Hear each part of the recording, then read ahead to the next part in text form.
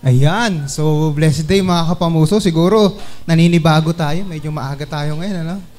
But anyway, so meron ko kasi tayong sasaksihan ngayong araw na ito na napakahalaga po na masaksihan natin sa pagsisimula ng taon ito. And syempre, tayo po ay nagpapasalamat sa Panginoon dahil sinimulan po natin ang ating taon.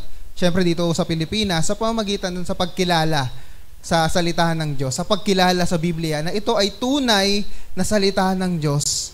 At nagiiwan tayo ng hamon na ang pagpapahalaga sa Biblia ay hindi ho natatapos tuwing Enero. Hindi lang siya tuwing Enero. Araw-araw po ang ating pagbabasa, pag-aaral, at pagmamahal sa salita ng Diyos. Amen po ba? Yan. Kaya makita ho sa ating buhay, siyempre unang-una tayo maging talaga, yung tinatawag na walking Bible. Not because ang dami mong alam, kundi nakikita sa'yo ang salita ng Diyos. At ngayon, sa ating series ngayon, tayo pong lahat ay tumayo. So, ang topic po natin ngayon ay ito. So, tingnan natin, next slide. So, basahin po natin, 1, 2, 3, go! Tinawag ng Diyos. Oh, called by God, tinawag ng Diyos. Isa ho sa mga natatanging katangian ho ng Diyos, He is a communicating God. Sabi mo sa katabi mo, communicating God. So, pag sinabi natin communicating God, ano po yung ibig sabihin nito? Siya ay nakikipag-usap. Pero hindi lamang ho basta nakikipag-usap. Pwede kasing nakikipag-usap ka without communicating. Anong ibig sabihin nun? Kasi nakikipag-usap ka na hindi ka naiintindihan. Kasi communications dapat nagkakaroon kayo ng intindihan, di ba? So, napakahalaga ho ng communication sa isang relationship. Ang relationship po nag-grow, di ba? Through communication. At isa ho sa magandang bagay ho sa Panginoong Diyos, makikita natin all throughout the Bible, hindi lamang siya communicating God, yung relationship, napakahalaga sa Kanya. Kaya ho tinatawag, ano yung tawag sa atin? Ano yung mga katawagan? Ikaw ay nagiging anak ng Diyos. Di ba? Relationship yun. Sabi, dati kang kaaway, pero ikaw ay naging anak ng Diyos. Ano pa yung mga relationship? Tayo ay Kanyang servants. Tayo ay Kanyang minamahal. So, napakarami ho yan. Pero again, dito tayo focus, tinawag o called by God. God is calling us. Lahat ho tayo, meron tayong particular na tawag. General calling. Ano po yun? The call to salvation. Yan po ang dahilan bakit tayo naririto. Because we are saved. We are called by God para tayo ay iligtas. Yun po yung one common denominator na nagsasama-sama tayo dito. We are all saved by God. Tayo muna ay manalangin at para mas maintindihan natin kung ano ba yung ibig sabihin nito, ang hamon nito sa atin. Let us pray.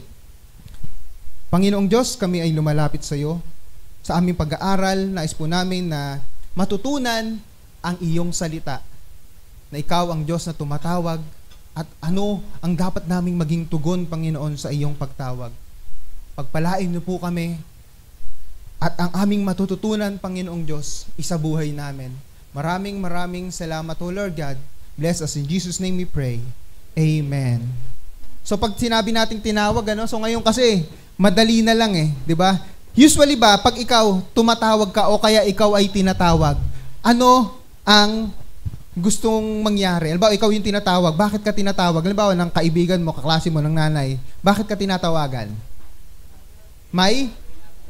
Either may kailangan, mangangamusta, may habilin. Ibig sabihin, lahat yan ay tinatawag ka kasi gustong kunin ang pansin mo.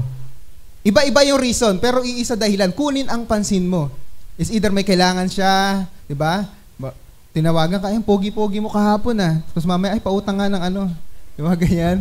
O kaya, hello, kamusta ka na? Good morning. Mga ganyan. Meron ba? Di ba, merong iba? Iba-iba yung dahilan, pero iisa yung tinutumbok natin, pansinin mo. At ganoon din, pag ang Panginoong Diyos tumawag siya, something na dapat natin pagtuunan ng pansin. Hindi siya binabaliwala. Di ba, halimbawa, isa pang katawagan ng pagtawag, yung isang masama siya pagka wrong timing, pero maganda pag nasa tamang the call of nature.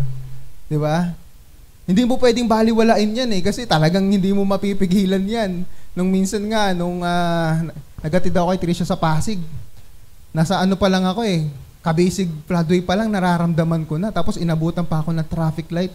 Akala ko talaga aabutan na ako sa floodway eh. Totoo pala yun, no? Yung nalalamig yung yung pawis. Grabe, pinagpapuwisan ako, ang init-init. Nasa tirik yung araw. Tapos nagpipray sila Ate Rose tsaka si Nanay Linda. Wala mo nang pansinan. Takbo agad sa taas. Kasi tawag yun ng kalikasan. Hindi mo pwedeng baliwalain yun eh, di ba? Pagka ikaw ay nasa tamang okay yun. So, ang punto po rito natin, hindi ho natin pwedeng baliwalain ang tawag. Dapat nating tumugon. Again, sabi natin kanina, lahat tayo may general calling. That is salvation. Ganun pa man, meron din mga specific na calling na tayo dapat ay tumugon. Bakit ho tayo tinatawag ng Panginoong Diyos? Iisa lang naman po ang dahilan, para ho tayo ay gamitin niya. At tayo naman ay dapat na magpagamit. Kasi tatandaan po natin, kung walang tinawag ang Diyos at kung walang nagpagamit, walang tumugon sa tawag ng Diyos, unang-una wala ho tayo dito. Kasi may mga tao that they were willingly, Lord, tinatawag mo ako para mag-share dito, sige, I will share the gospel. Lord, tinatawag mo ako para ito ay payuhan, sige, papayuhan ko to. Kasi merong tumawag, merong tumugon. Halimbawa, lahat tayo dito, alam ko merong nag-share sa atin. At napakahalaga po. At isa pang specific na calling ho ng Lord, yung calling po sa pamiminuno. Ito po yung ating pagtutuunan ng pansin ngayon. Basahin natin. 1, 2, 3, go. Yan. Tinawag upang manguna. Called to lead. Napakahalaga po yan. Napakahalaga po sa isang organization, kahit sa bansa, lahat ho, napakahalaga merong leader. Tatayong leader. Pag wala akong leader, magkakagulo. Diba? Isang bagay ho, dapat ho nating ipanalangin yung ating bansa kasi medyo magulo ho ngayon, So, yung ating team unity, medyo nag-aaway sila. So, we need to pray for unity, pagkakaisa. At napakahalaga din, syempre, pag tayo ay merong leader na tinatawag, ang kapakanan ng ating mga nasasakupan, ng ating mga tao, yung iisipin natin. Kung papansinin ho natin, yung mga leader, halimbawa, leader natin sa bansa, ano yung tawag natin sa kanila? Di ba, politiko? Pero, mas gusto nilang tawagin na sila ay public servants. O kaya, sa ibang bansa, walang presidente. Ito yung tawag. Prime Minister. Ano ibig sabihin ng minister? Ano ibig sabihin ng minister? Serve. Diba? Ministry. Service. So, yun ganon. Ganon din ho. Ang Panginoong Diyos, tumatawag siya ng mga specific na tao para manguna. Hindi lang para mag-lead ka, para kang boss. Minsan akala nila, yung boss yung nagkakape na lang, di ba? Mga ganon. Pero bilang leader, hindi ikaw yung basta utos lang, makikita dapat sa'yo. At ito po yung magandang bagay dito. Ang Panginoong Diyos, tumatawag siya ng mga leaders. So, magbigay lang ho tayo ng 3 halimbawa. So, tingnan natin. Ang Diyos ay tumatawag ng mga mamumuno sa kanyang mga tao. Para sa mga tao. Hindi para sa sarili. Kasi ang leader, ito po ang problema ngayon sa leadership. Di ba yung leadership sa world, mas focus siya sa sarili. Ay gusto kong ma-promote para hindi na ako uutos-utusan. Gusto kong ma-promote para mas mataas ang sweldo. Hindi. Pag ang Diyos tinawag ka, hindi ang sarili mo para sa tao. Yun, ito po yung mapapansin natin. Magbibigay lang tayo ng 3 halimbawa. Una po, letter A. 1, 2, 3, go.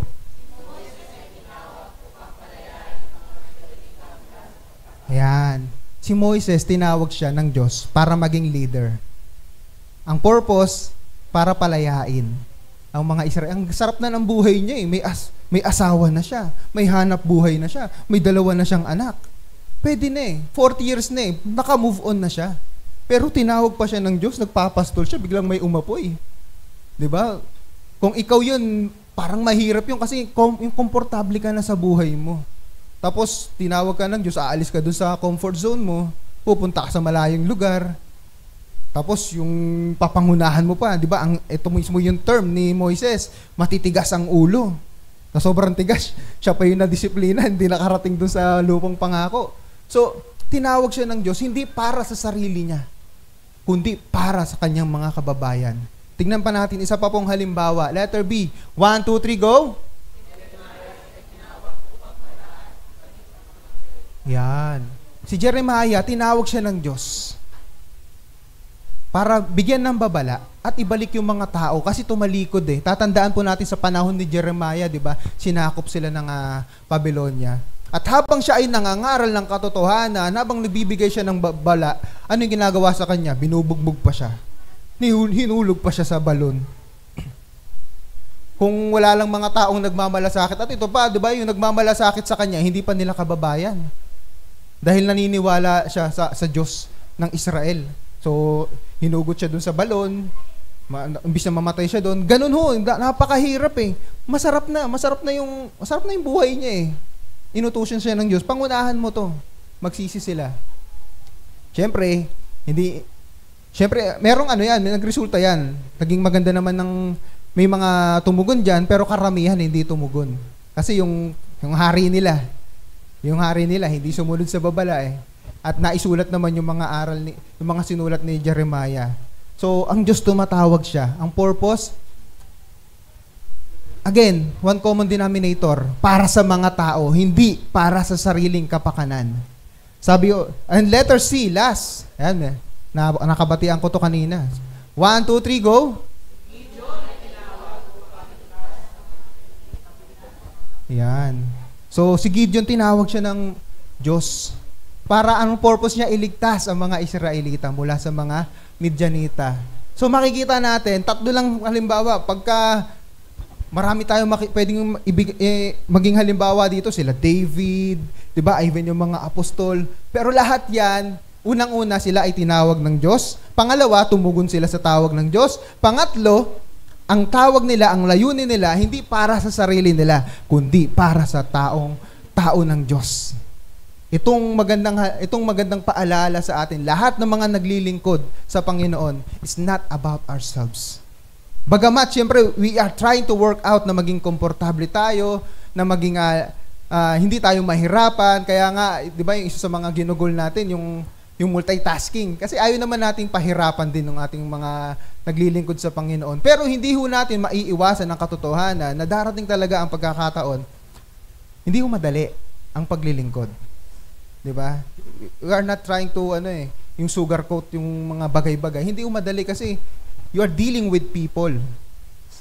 Sa lahat po ng pinakamahirap na klase ng trabaho is when you are dealing with people. Whether yung cashier ka, halimbawa yung sa mga admin, 'di ba? Pag teacher ka, yung magulang, nalulusubin ka. So maraming ganyan, pinakamainong ako dating nag-gasoline boy. Masaya na ako pag meron akong nakasalumuhang driver na mabait eh. Minsan mumurahin ako ng mga jeepney drivers, minsan ganyan. Kaya minsan patubig nga ng radiator, minsan hindi ko tutubigan eh, bubuhusan ko lang yung makina, bahala ka sa buhay mo. Ganyan. Bahala ka mag-overheat. Mumurahin mo ako. Tapos, nung unang panahon pa yun, kabataan ko. So, dealing with people, napakahirap. And, ito po yung isa sa mga, kaya ako tumatawag ang Diyos. Kasi isipin mo kung si God po yung directly, makipag-usap, ginawa na ng Diyos yun eh. Sa Exodus, ano yung ginawa ng mga Israelita? Sabi nila kay Moises, wag na ho ang Diyos ang makipag-usap sa amin, kayo na lang, sabi nila kay Moises. Kasi natakot sila, kumukulog eh.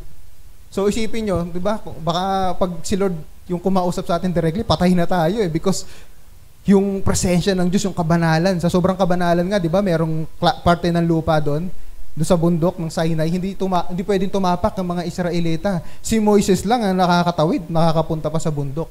So si Lord, dahil gano'n, sa sobrang kabanalan niya, tumatawag siya ng tayo rin naman, mga hindi tayo perfecto, di ba? Hindi tayo perfecto.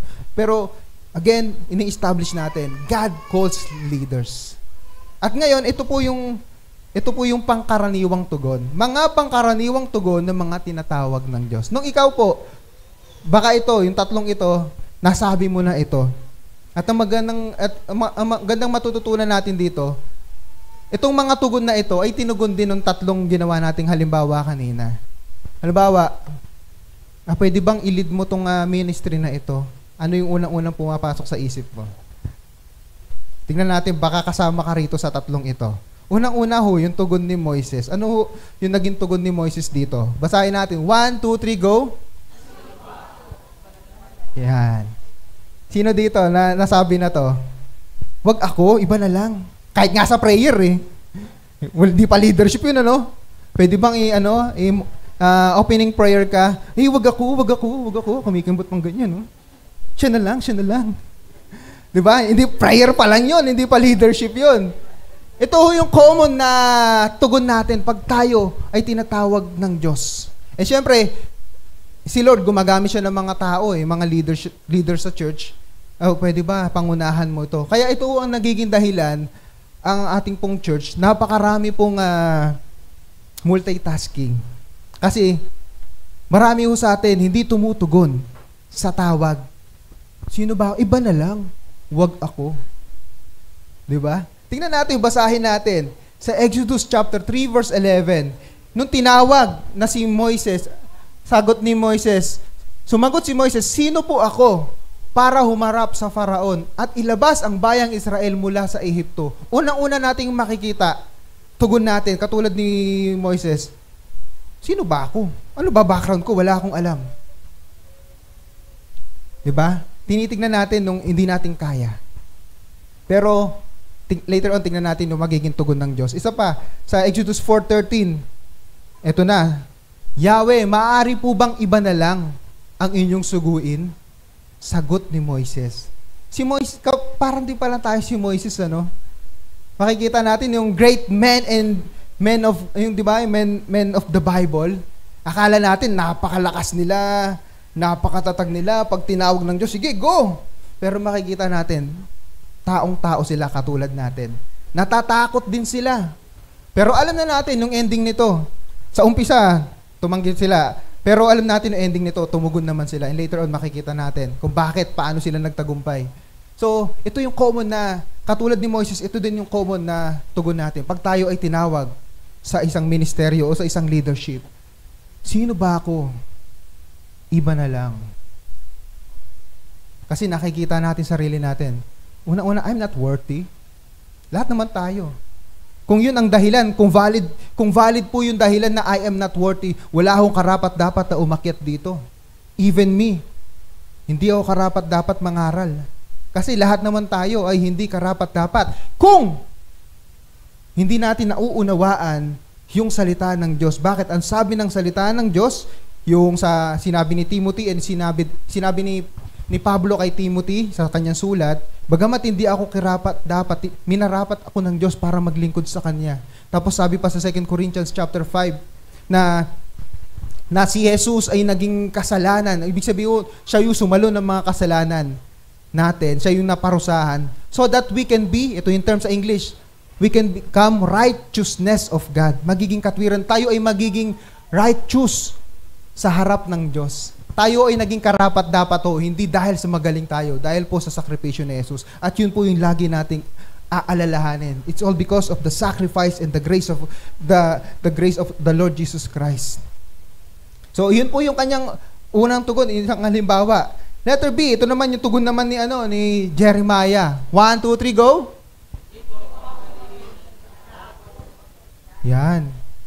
Si Jeremiah, isa sa dakilang propeta ng Diyos na kinikilala even ng mga Hebrews today, yung mga taga-Israel. So, pero makikita natin sa umpisa nung siya ay tinawag ng Diyos, ito rin yung kanyang tugon, hindi ako magaling, wala akong otoridad. Wala akong authority, igagalang ba nila ako? Papakinggan ba nila yung ituturo ko? Bakit niya nasabi yun? Sabi dito sa Jeremiah chapter 1 verse 6, basahin natin. 1, 2, 3, go!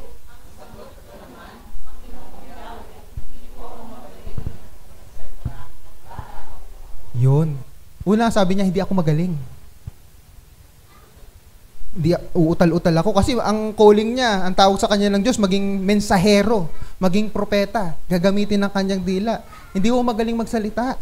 Paano ko gagawin yon? Pero ito yung ito talaga yung pinaka mas mahirap.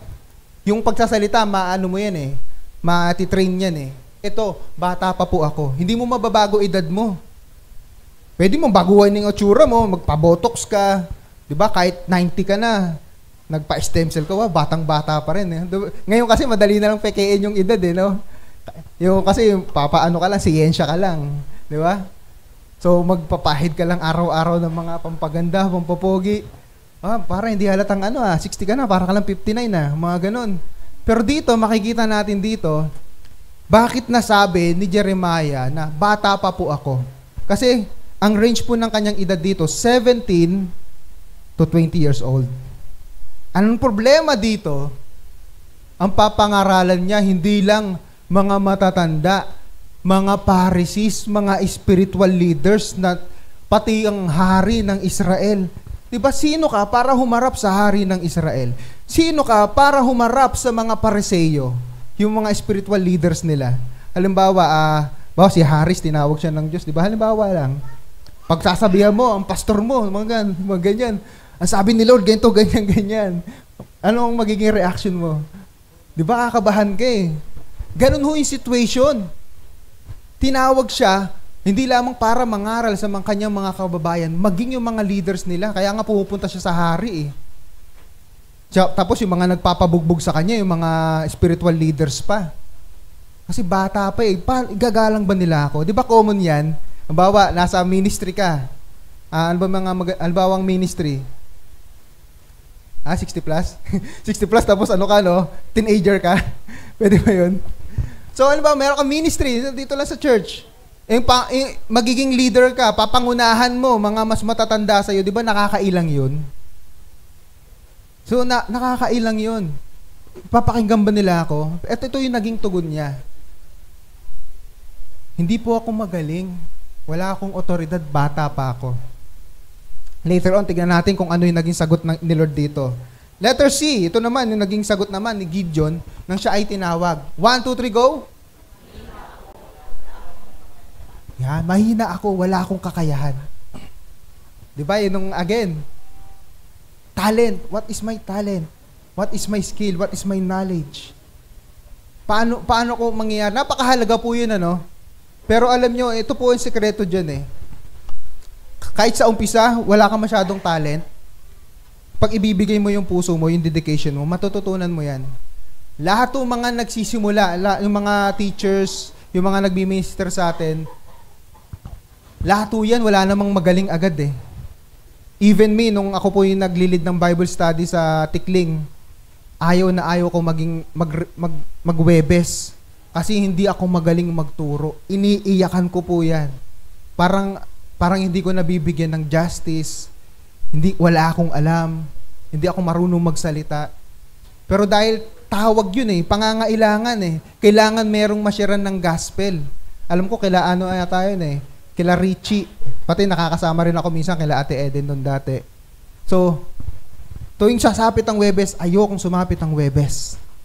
Tapos lalakarin ko yan, Monte Vista hanggang Elwood. Kasi wala pang wala pang budget request. Ipamasahe ko hanggang pauwi lang ng Angono eh.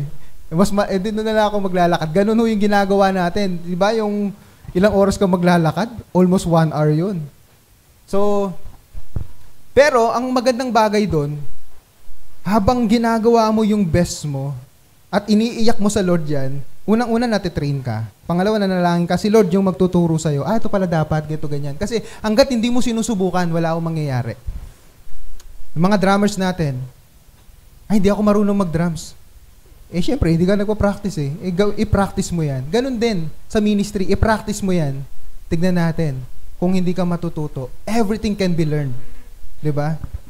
Siguro, ang mahirap na lang matutunan siguro yung pag-dancer, yung pagsasayaw, tapos yung tumbling, tapos 60 plus ka na. Mahirap po, wag naman natin pipilitin. Diba? Yung may rayuma ka na, tatumbling. Wala naman yata tumatumbling sa mga dancers natin, ano? So, wala mo pinipiling edad yan.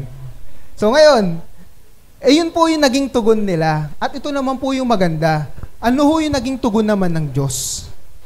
Ano yung naging tugon ng Diyos sa mga sagot ng mga tinawag niya? Ito ho ang kanya naging tugon. Yan. 3, ang tugon ng Diyos sa mga nag-aalinlangan sa kanyang tawag.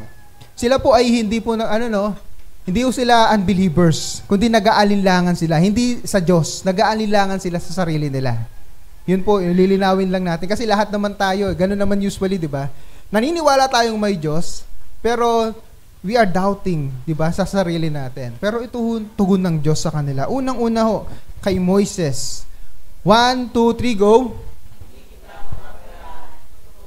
Yun po yung pangako ni God kay Moises. Na ito po, ay pwede ho nating angkinin tong pangako na ito when God calls us into the ministry. Exodus chapter 3 verse 12. Huwag kang mag-alala, hindi kita pababayaan. At ito ang magiging katibayan na ako ang nagsugo sa iyo sa bundok ding itong sasambahin ninyo ako kapag nailabas mo nasa Ehipto ang aking bayan, sabi ng Diyos. So, nagbigay na siya ng pangako. Tinatawag kita, Moises. Sige, nag-aalinlangan ka. Gusto mo iba na lang? Hindi kita pababayaan. Tapos nagbigay pa siya ng assurance. Ano yung assurance na yan? Na mailalabas niya yung mga Israelita. Bakit? Kasi sasambahin niyo ako dito sa lugar na ito. May assurance na mailalabas niya. Bagamat, alam naman natin, ang story hindi madali, ang naging journey. Wala hong madali. Parang ano lang yan, parang business lang yan or investment. Pagka sinabing madaling kumita, layuan nyo na yan. Wala akong investment na madaling kumita. Lahat paghihirapan. Yung mga pyramiding scam, mga ganyan. In networking, okay po yun, kasi network. Pagtatrabahuhan mo yun. So, iba po yung pyramid scam, iba yung networking. Yung Avon, ng unang panahon, maraming binuhay yan. Sino ba yung mga binuhay ng Avon dito? Usong-uso yan dati eh. Ngayon kasi may Lazada na eh, madali na Shopee. Pero dati yun, noong unang panahon, Avon. Diba? Alam ko si Nanay Lourdes eh, may binibenta rin yan, pero hindi Avon. So yun po. So, hindi madali. Pagtatrabahuhan nyo yan. Pero ito ang pangako ng Diyos. Hindi kita pababayaan. Napakagandang pangako ng Diyos. Mangyayari yung layunin na ibinigay ko sa iyo. Kasi hindi kita pababayaan. At ito pa, Exodus chapter 4, verses 10 to 12. Sinabi ni Moises kay Yahweh, Panginoon, sa mula't mula pa, hindi po ako mahusay magsalita. Again, pagkasalita. Bagamat nangusap ka na sa akin, hanggang ngayon pautal-utal pa rin akong kung magsalita. Next, sinabi ni Yahweh, sino ba ang gumawa ng bibig ng tao? Sino ang may kapangyarihan para maging bingi o pipi ang isang tao? At sino rin ba ang nagbigay ng paningin at nag-aalis nito? Hindi ba't akong si Yahweh? Magandang paalala ng Diyos, even to us. Sino ba lumikha sa'yo? Sino ba yung pumorma sa'yo?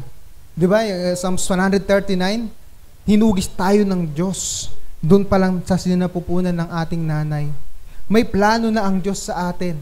At pinapaalala dito, God is powerful, all-powerful. Lahat ng bagay ay kaya niyang gawin.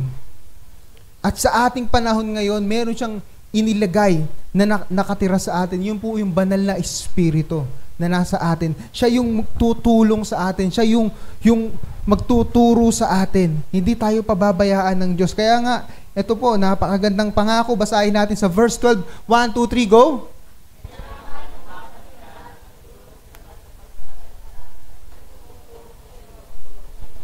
Yan. Hindi yung sinabi ng Diyos kay Moises, aalisin ko yung pagkabulol mo. Anong sinabi niya? Lumakad ka na. Tutulungan kita.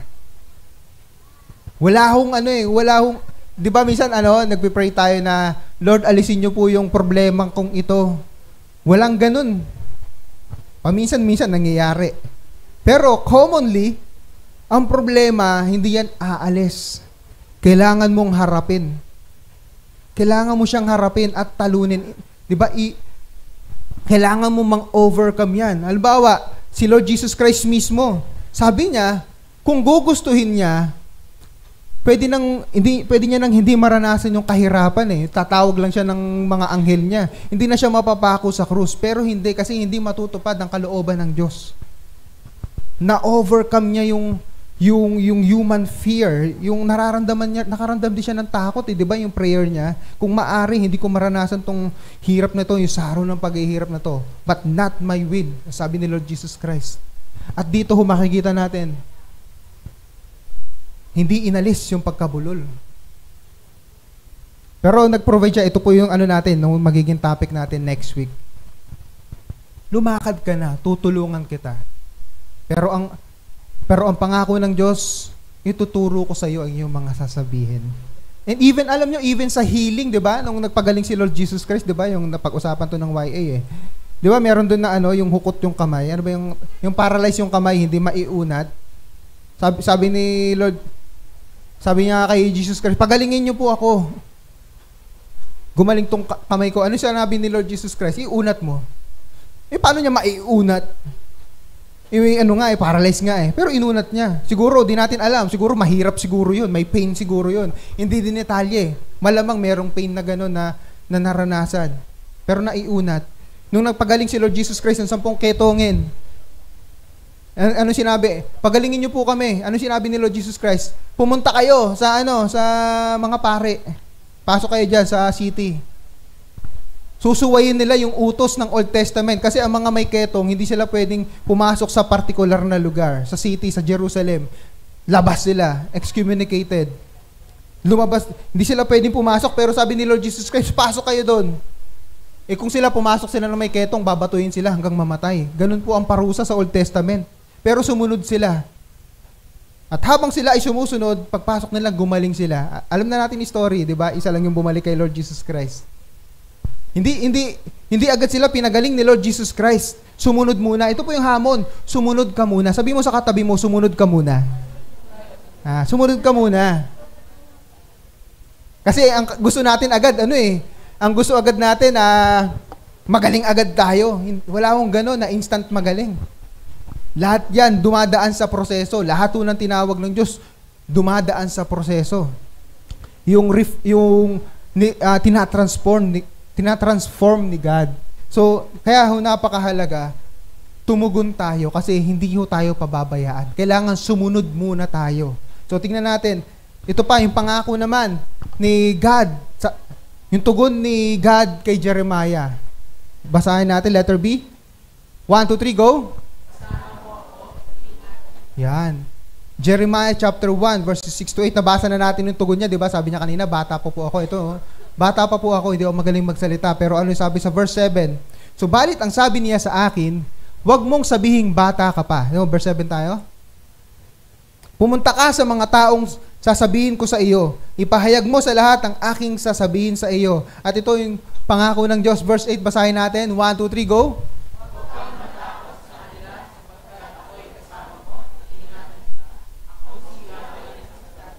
Yan, di ba? Huwag kang matakot. Sasamahan kita. Iingatan kita. Ito ang magandang bagay. Pag tayo ay tinawag ng Diyos, hindi niya tayo iiwanan. Iingatan niya tayo. Nasolba yung pagiging bata niya. Hindi naman, bata pa rin naman siya eh. Hindi naman siya naging si Evan Almighty ba yon? Yung, sino kapanood ng pelikula na yon? Yung senator siya. Diba? Tapos nagkaroon siya ng balbas. Tapos yung kay Moises. Kasi marami kasi yun eh. Sino? Evan Almighty yata yun. Kasi yung isa si Jim Carrey. Nakalimutan ko yung mga So diba meron doon, senator siya, tapos tinawag siya ng the God daw, na para iligtas yung kanilang kapaligiran, yung dam noon. Basta yung nasa dulo noon, parang ang story nung katulad nung kay Noah. Kay Noah. Na kahit anong shave niya, kahit anong gupit niya ng buhok, tuwing harap siya sa salamin, humahaba, tapos naging puti. Sino nakapanood nun? Diba? Hindi naman ganun yung nangyari eh. Hindi naman ganun yung nangyari kay Jeremiah. Bata pa rin siya. Pero, sumunod siya. At ito pa, diba? Ang sabi ni Lord, iingatan kita. Kung tayo magiging pilosopo, pag-aralan natin yung buhay niya, pwede siguro tayong, pwede siguro natin questionin si Lord, Lord, iniingatan mo ba ako? Bakit ako nabubugbog? Kasi lagi siya nabubugbog eh. Lord, iningatan mo ba ako? Bakit ako laging ang dami kong death threat? Lord, di ba yung kanina, na-share nga, di ba? Na-share nga ni next time na lang natin i-share yung kwento. Yung kay Pastor Rodel. So, di ba, may mga ganong pangyayari, di ba? Na nagmi-minister ka, tapos biglang hinabol ka ng aso. Di ba, nag-pray tayo, di ba, meron tayong prayer walk. Diba, nakagat ka ng aso, o kaya nanakawan. Di ba, meron sa atin nanakawan sa sa Ortigas siguro, mga ganyan. Ningatan ba ako ng Lord? Bakit ako nanakawan? Di ba, pwede mo questionin eh. Pero unang-unang dapat mag-question si Jeremiah. Iningatan mo ba ako, Lord? Bakit ako bubugbog? Bakit ako tinatapon sa Pero, ang pag-iingat na ginawa ng Diyos dito, sa kabila ng kadelikaduhan, buhay na buhay siya. Naibigay pa rin ang mensahe. At higit sa lahat, ito po yung pinakamahalagang pag-iingat, ang pag-iingat ng Diyos sa ating kaluluwa. Yun po yung titignan natin. Sabi nga Romans chapter 8, walang makapaghihiwalay sa pag-ibig ng Diyos sa atin. Hindi, kahit kamatayan, hindi tayo maihiwalay. Ang pinakamahalaga hong kaligtasan ng kaluluwa. Yes, naintindihan ni Jeremiah, sige, bugbugin niyo ako. Ang mahalaga, sumusunod ako sa kalooban ng Diyos. Yung kaluluwa ko, naiingatan ng Diyos. Yun ang pinakamahalagang pag-iingat na ginagawa ng Diyos sa atin. So, it takes a level of maturity. Pag nalampasan mo yun, yung ngingitian mo na lang, mananalangin ka na lang, kahit hirap ka na, iniingatan mo ba ako? Yes. Naniniwala ako sa pangako mo. Alam ko, kasama kita kahit naghihirap ako. Diba? It takes a level of faith and maturity para masabi natin yon. Again, last, ito naman yung naging tugon naman ni God kay Gideon. 1, 2, 3, go! Yan. Bakit yung naging tugon ni Gideon kanina? Basahin ulit natin. Sabi dito sa verse 15, Judges, sumagot si Gideon, ngunit Panginoon, paano ko maililigtas ang Israel? Ang aming angkan ang pinakamahina sa lipi ni Manases at ako naman ang pinakahamak sa pamilya namin. So alam na ho natin ang story nito, di ba? So nagtagumpay si Gideon. Pero ganun pa ang kanyang unang naging tugon, yung pamilya namin pinakamahina Sa paningin ng mga taong bayan, siguro pinakamababa. Di ba? Minsan may mga ganyan yan, di ba? Sa mga buhay natin, di ba? Makikita mo yung pamilya nila, pamilya mo, yung pamilyang nakakaangat, at yung pamilyang medyo nasa baba, di ba? Minsan nahihiya ka. Minsan nga sa mga reunion, nangyayari yun, di ba? Minsan ayaw mo umatin na reunion kasi ang yayaman ng mga kamag-anak namin, kami, nasa ano pa rin. Di ba? Nangyayari yan, nahihiya kang humarap. Kasi yung background mo, pinagkukumpara natin yung estado ng buhay natin at yung estado ng buhay ng ating mga kamag-anak, ng ating mga kaibigan. Kaya minsan sa mga reunion, ayaw na nating umattend. Pero dito, ganun din yung nararamdaman. Wala namang reunion, pero tinatawag siya ni Lord for leadership, to lead the Israelites sa victory against sa Midianites para talunin yung mga Midianites na nagpapahirap sa kanila. At ito pa, hindi lamang yung pamilya nila, yung pinakamahina, at ako naman ang pinakahamak sa pamilya namin. 'Di ba? Sabi nga biru-biruan nung dati.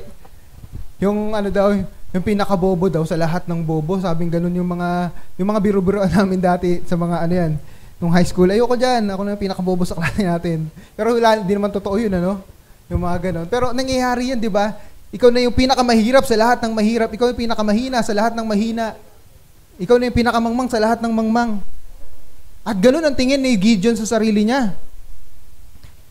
Pinakamahina na nga yung pamilya namin. Sa pamilya namin, ako pa yung pinakahamak, ako pa yung pinakamababa. Pero ano yung naging tugon ni God? Basahin natin, verse 16. 1, 2, 3, go!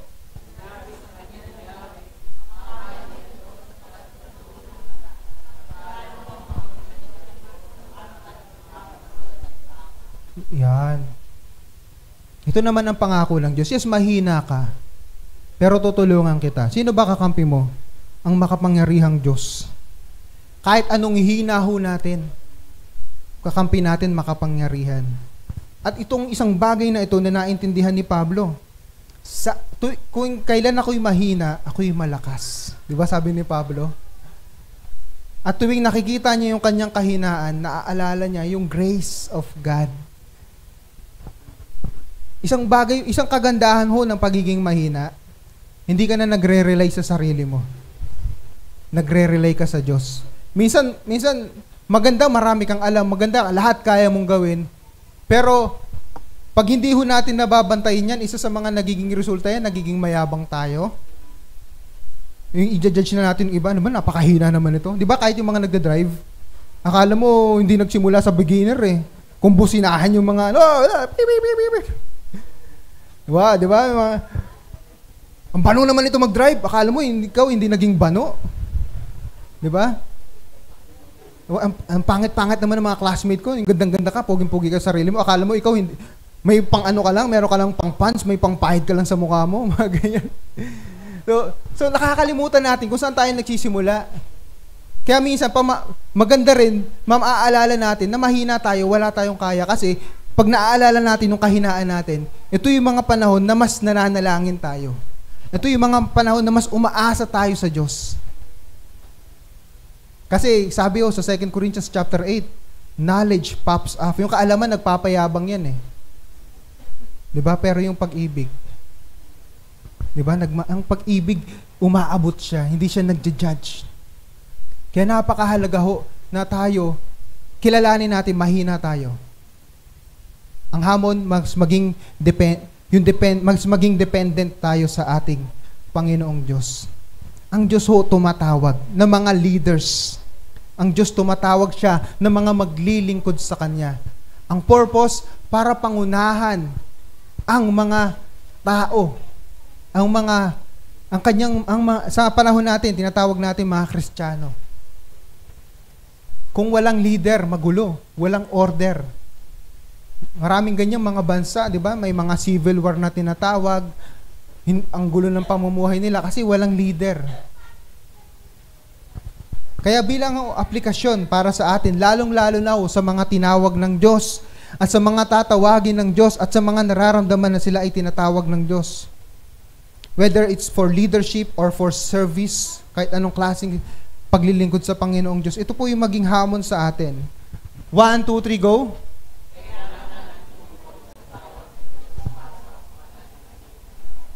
Kailangan natin tumugon sa Diyos. Natural natutugon tayo. Katulad ng mga halimbawa natin. Lord, mahina ako. Lord, wala akong alam. Lord, bata pa po ako. Lord, wala akong skill. Natural yan. Pero at the end of that sentence, yung merong salitang pero. Lord, wala akong alam. Pero, tugtungan nyo. Dito pumapasok yung commitment natin sa Panginoong Diyos. Lord, hindi ako magaling magsalita, pero, sige, susunod ako. Susunod ako sa iyo. Ano ibig sabihin nun? Dalawang bagay. Tuturuan mo yung sarili mo at ikaw naman ay magpapaturo ka rin naman sa Panginoong Diyos. So, kailangan yung faith merong action. Hindi porke sinabi ni Lord, tutulungan ka niya, wala ka nang gagawin. Halimbawa sa atin ngayon, so tayo ay tuwing Friday and Saturday, meron tayong ine-enrollan na online Bible school. So, hindi natatapos yung pag-aaral. Kahit na ako ay nagtuturo, tayo ay nag-aaral pa rin. So, hindi kailangan natin turuan yung sarili natin. Kailangan i-equip natin yung sarili natin. Yes, nandoon ang pagtuturo ng Diyos, ang gabay ng banal na Espiritu, pero meron ka pa rin gagawin. Kailangan nating tumugon. Anong klaseng tugon? Hindi lamang tugon sa salita, kundi tugon sa gawa. Yun ang pinakamahalaga eh. Nagsalita sila ng negative na parang ayaw nila, pero yung pinakamahalaga, yung sumunod sila. Kailangan yun ng pagtugon na kailangan natin. Number 2, application. 1, 2, 3, go! Parang mahina. Isa pa. 1, 2, 3, go!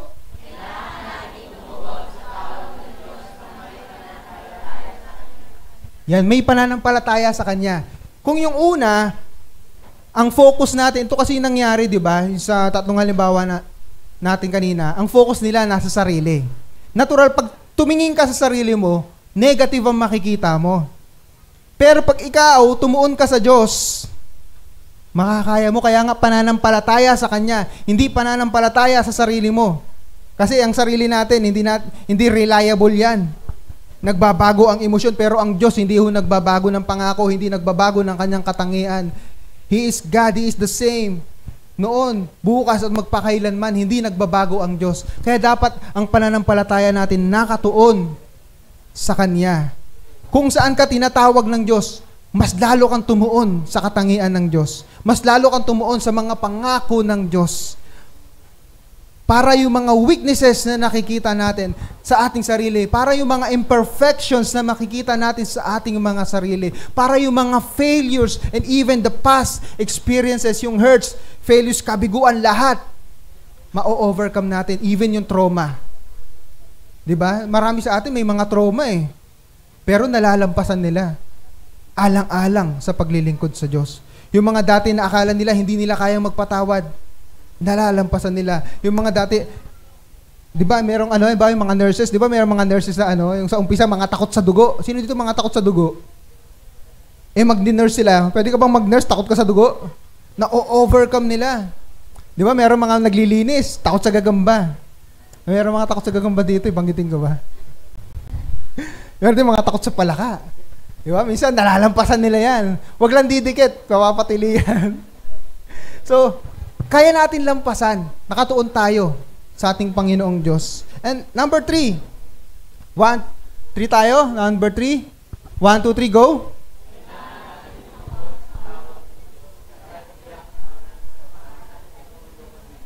Yun. Ito na yung katiyakan. Nananampalataya ka sa katangian ng Diyos at ngayon nananampalataya ka sa Kanyang pangako, sasamahan ka niya.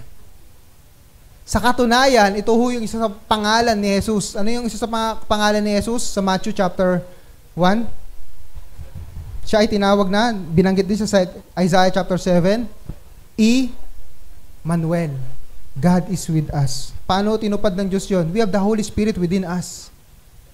Tutulungan niya tayo.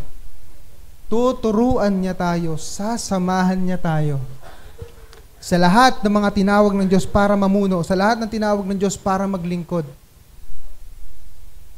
tayo po ay sasamahan ng Diyos. Hindi niya tayo iiwan, hindi niya tayo pababayaan.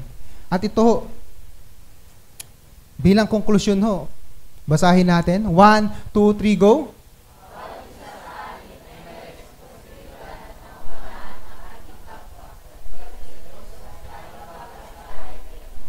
Yan. Ano yung hamon dito? Ang leadership hindi nalilimitahan yan sa church lang. Sabi ni Maxwell, ang leadership is all about the influence. Yung meron kang nai-impluwensyahan. Maaring maging leader ka by position, pero pag wala kang influence, baliwala. Kasi pag merong influence, ibig sabihin yan, napapasunod mo sila o nagagaya ka nila. Merong influence. Nagiging leader ka. Maaring wala kang posisyon. Pero somehow, sa situation natin, maaring ikaw ay leader sa pamilya mo. Leader sa mga kaklase mo, sa mga kaibigan mo.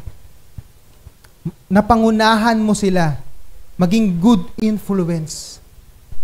Meron tayong mga impluwensya. Yung sa mga circles natin, gamitin natin to para sila ay maibalik sa Panginoong Diyos at lumago sa pananampalataya kay Kristo. Kailangan natin maniwala sa Diyos that God can use you. With or without leadership, God can use you. Paano pa kaya kung ikaw ay direktang tinawag ng Diyos sa leadership? 'Di ba? Halimbawa po, nakalimutan yung pangalan niya. Si Dwight L. Moody. Si Dwight L. Moody. 'Di ba siya ay sanggano? Pero tinawag siya ng Diyos into preaching and teaching of God's word. Tinawag siya ng Diyos. Para mas maintindihan natin yung situation. Kunwari lang yung setting nasa Pilipinas. Halimbawa, pero hindi to sa Pilipinas, para mas maintindihan lang natin. Si Dwight L. Moody, lumaki siya na sanggano, na ang katumbas siguro dito sa Pilipinas ay Tondo. Ngayon yata, medyo mabait na yata yung mga taga-Tondo O may tubo pa rin paglabas mo sa piyesta. Di ba, may libreng tubo. Nung unang panahon, gano'n, kasi lumaki kami sa Tondo. Tuwing piyesta hindi pwedeng, walang duguan dyan. Wala akong exaggeration, gano'n talaga nung nakikita naming witnesses. Misa umuwi kami ng galing sa eskwelahan, may nananakbo, tapos may mga humabol, may mga itak, may mga iba't ibang klaseng sandata, minsan may mga batuhan na nangyayari. Sa awa naman ng Diyos, hindi kami nadadamay kasi elementary pa kami noon. Ganun talaga yung nangyayari. Yung unang panahon, ganun si Dwight L. Moody nung kanyang kinalakihan. At dahil dyan, nung siya ay in-evangelize o maatid ng church, marami yung natatakot sa kanya. Nag-volunteer pa nga siya na magturo siya eh. Kaso, hindi siya pinayagan kasi nga, ano ba background mo? Isang gano ka lang, siga ka lang. Pero magandang bagay, ginamit ni Dwight L. Moody yung kanyang influence. Dahil siga siya eh. Yung mga tauhan niya, umatin kayo ng Bible study. Kukutongan niya yan. Diba?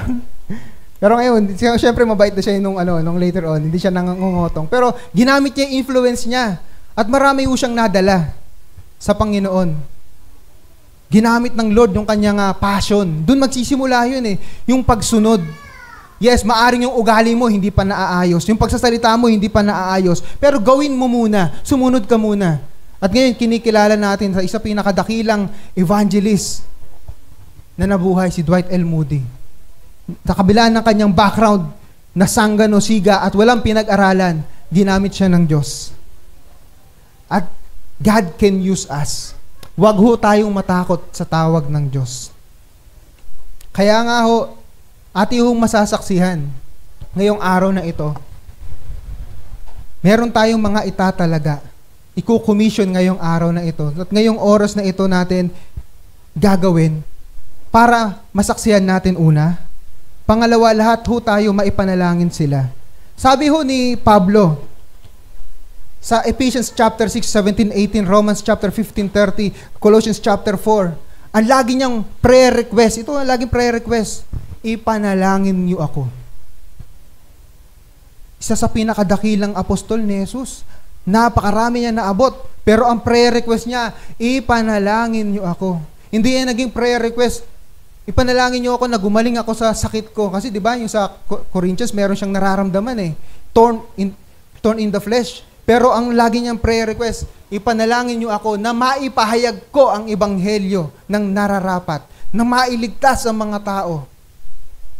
Kaya ho tayo sasaksihan natin ang ating commissioning o pagtatalaga upang tayo po ay maging kabahagi, hindi lamang sa pagsaksi, kundi maging sa pananalangin.